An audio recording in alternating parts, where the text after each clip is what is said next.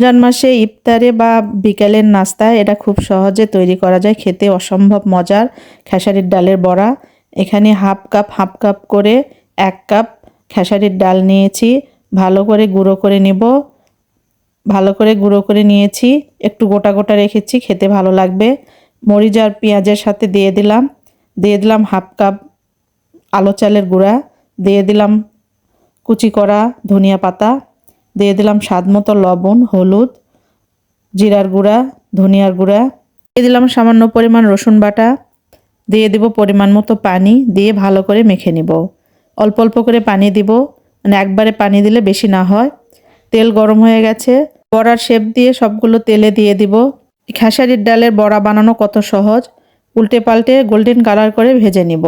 এভাবে একবার বানিয়ে খেলে বারবার খেতে মন চাইবে। হয়ে গেছে, এখন তুলে নিব। দারুণ হয়েছে খেসারির ডালের বড়া।